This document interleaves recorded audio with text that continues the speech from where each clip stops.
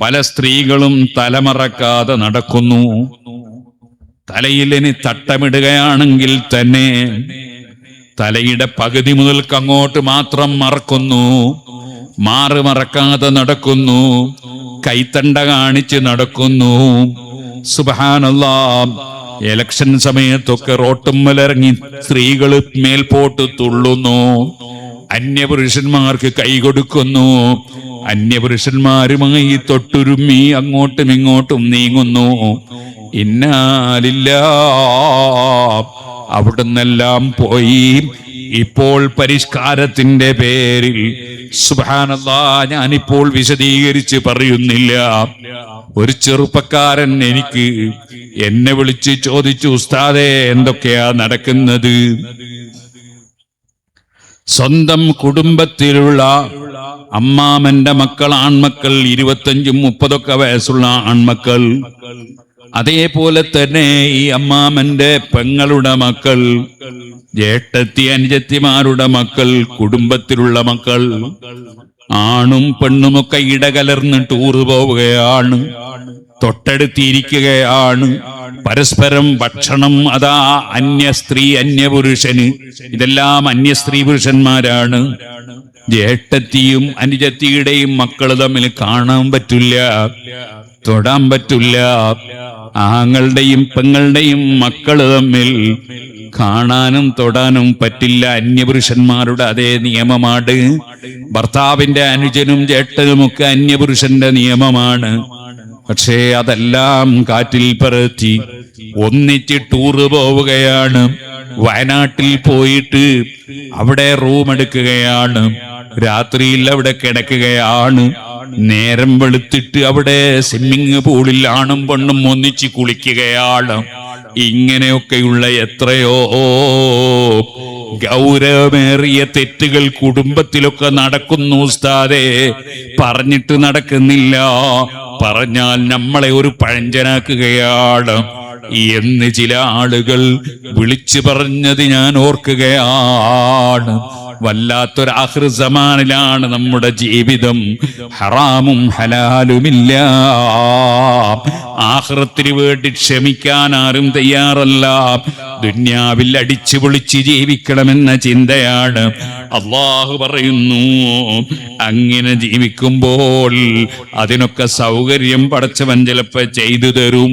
ഇന്നാലില്ല. അങ്ങനെ പോകുന്ന കൂട്ടത്തിൽ, ടൂറിന് കൊണ്ടുപോകുന്ന കുടുംബത്തിൽ ബിരുദമെടുത്ത ചില മുസ്ലിംമാരുമുണ്ടെന്ന് വരെ ചില ആളുകൾ വിളിച്ചു പറയുമ്പോൾ നമ്മുടെ ഇൽമ് പഠിക്കലെവിടെ?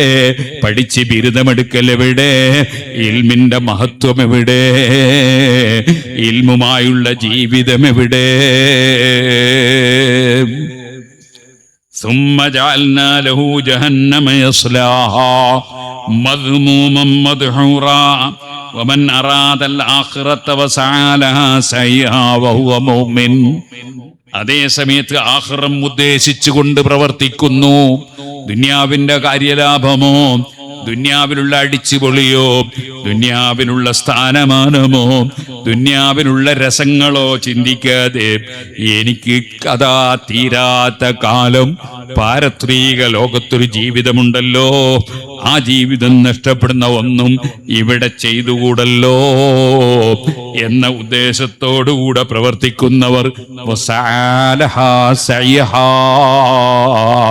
അതിനുവേണ്ടി അതിന്റെ അധ്വാനിക്കുന്നവർ, അതേ പള്ളിയിലിരുന്ന് കോളേജിലിരുന്ന് ഓതുന്ന കിതാബുകൾ മനഃപ്പാഠമാക്കുന്ന മക്കൾ, അതേ സർഫുൻ നഹ്വുമൊക്കെ നന്നായി അധ്വാനിച്ച് പഠിക്കുന്ന മക്കൾ, ഫത്ഹുൽ മുഈൻ ഓതുന്ന മസ്അലകളൊക്കെ ആവർത്തിച്ച് പാഠങ്ങൾ ആവർത്തിച്ച് ഓതി നോക്കുന്ന മക്കൾ, അങ്ങനെ അൽഫ്യ കാണാതെ പഠിക്കാൻ ശ്രമിക്കുന്ന മക്കൾ,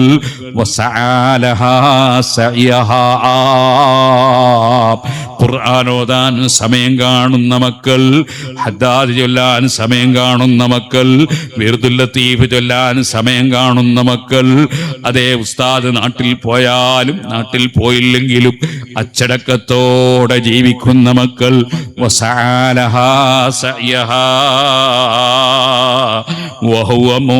ശരിയായ വിശ്വാസത്തോടെ സമസ്ത കേരള ജമിയത്തുൽ ഉലമയുടെ സെന്റർ നടക്കുന്നു. അതിന് എന്റെ വീട്ടിൽ പെട്ടി വെച്ചു എന്ന് ഉറപ്പ് വരുത്തണം. തൊട്ടടുത്ത വീട്ടിൽ നിധിപ്പെട്ടി വെച്ചു എന്ന് ഉറപ്പ് വരുത്തണം. ബഹുമാനപ്പെട്ട ശൈഖുനാ സുൽത്താനുൽ ഉലമയുടെ കിതാബ് ദർസ് നടക്കുമ്പോൾ നാട്ടു ദർസിൽ ഞാൻ പങ്കെടുത്തു എന്ന് ഉറപ്പ് വരുത്തണം. പങ്കെടുക്കാത്തവരെ അതിൽ പങ്കെടുപ്പിക്കണം. വസഅലഹാ സഅയഹാ, ഒക്കെ അല്ലാഹുവിന്റെ പൊരുത്തത്തിന് വേണ്ടിയാകണം. അങ്ങനെ പ്രവർത്തിക്കുമ്പോൾ അല്ലാഹു പറയുന്നു ഫൗലൈക കാന സഅയുഹും മസ്കൂറാ,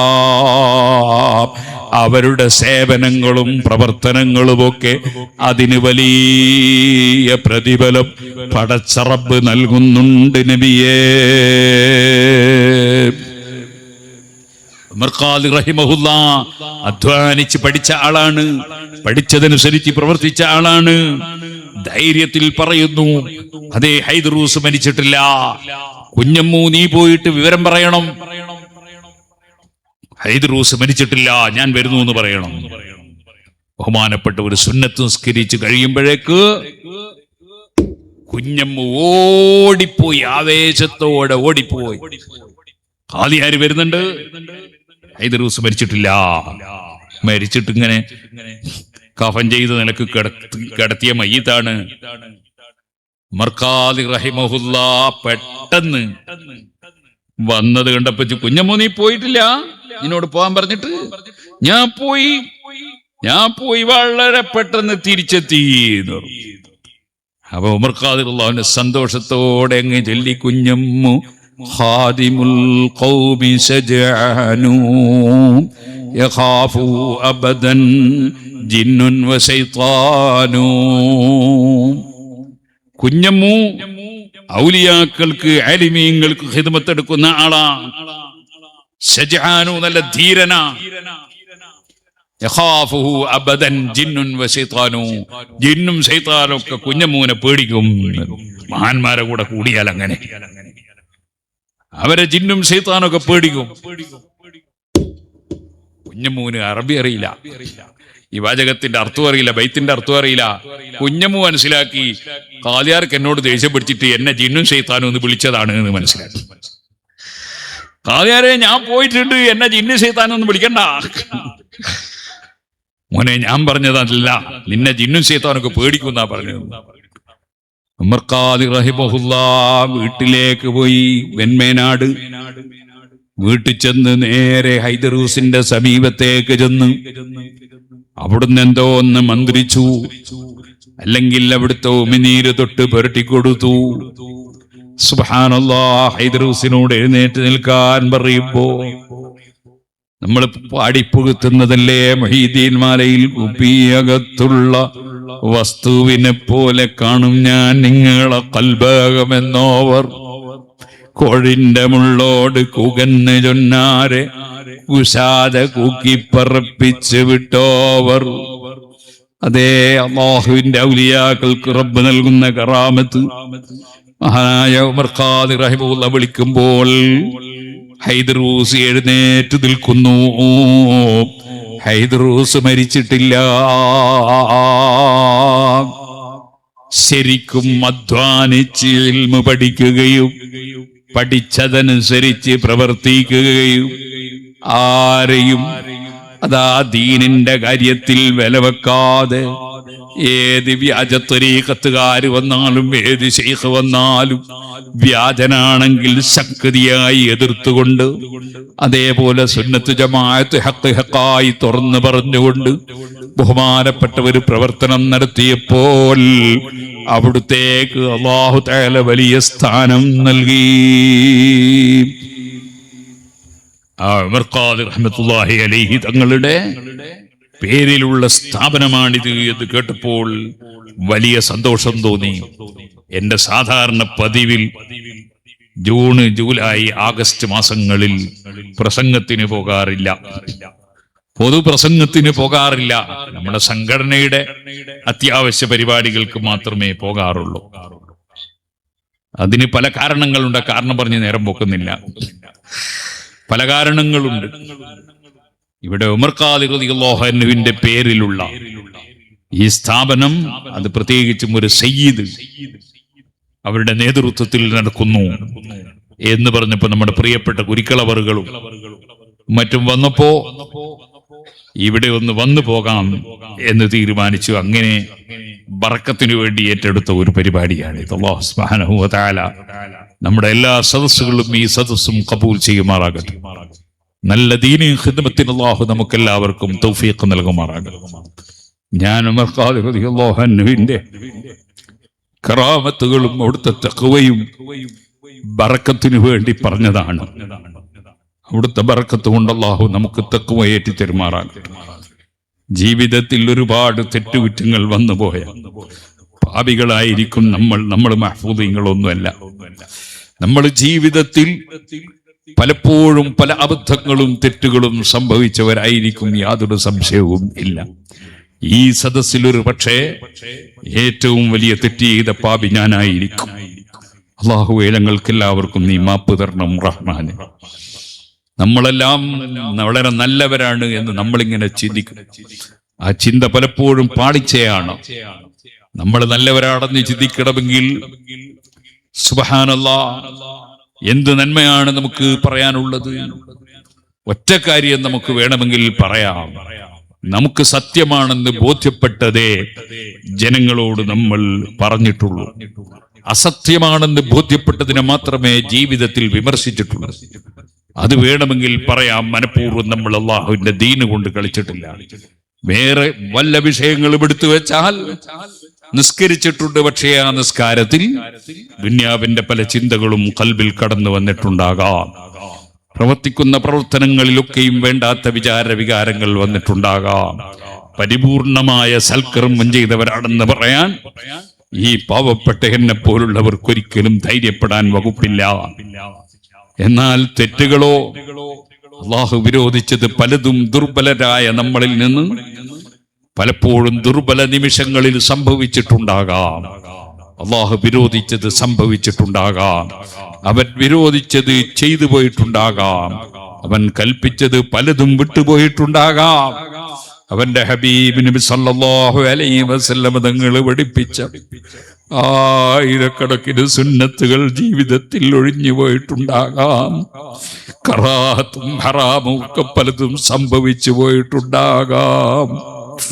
അവിടെയെല്ലാം നമുക്ക് ഒരേ ഒരു പ്രതീക്ഷ, യജമാനനായ റബ്ബ് നമുക്ക് മാപ്പ് തന്ന് രക്ഷപ്പെടുത്തുമെന്ന അള്ളാഹുവിന്റെ മാപ്പിലും അവന്റെ മഗ്ഫിറത്തിലുമുള്ള പ്രതീക്ഷയല്ലാതെ നമ്മളെ അമൽ കൊണ്ട് രക്ഷപ്പെടുമെന്ന യാതൊരു ചിന്തയും നമ്മളെ ഖൽബിലുണ്ടാകാൻ വകുപ്പില്ല. സുഹൃത്തുക്കളെ, ഈ ആഖിർ സമാനിൽ ജീവിക്കുന്ന നമ്മൾ ഒരിക്കലും അഹങ്കാരികളാകരുത്.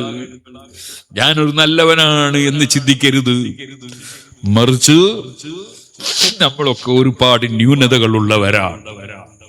ഈ ന്യൂനതകൾ അല്ലാഹു സുബ്ഹാനഹു വ തആല പരിഹരിച്ച് നമുക്ക് അവന്റെ മഹ്വായ ഫദ്ൽ കൊണ്ട്, അവന്റെ കാരുണ്യം കൊണ്ട്, അവന്റെ ഔദാര്യം കൊണ്ട് അവൻ നമ്മെ നരകത്തിൽ നിന്ന് മോചിപ്പിച്ചു തരട്ടെ.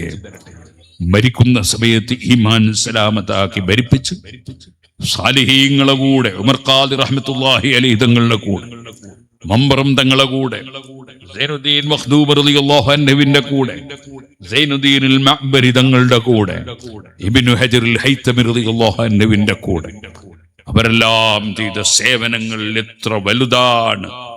ആ മഹാന്മാരെ ഒക്കെ ഒരു ഭാഗത്ത് തള്ളി മാറ്റിയിട്ട് ഇപ്പോൾ എത്രയോ ആളുകൾ വളരെ പിഴച്ച വഴികളിലേക്ക് നീങ്ങുന്നു.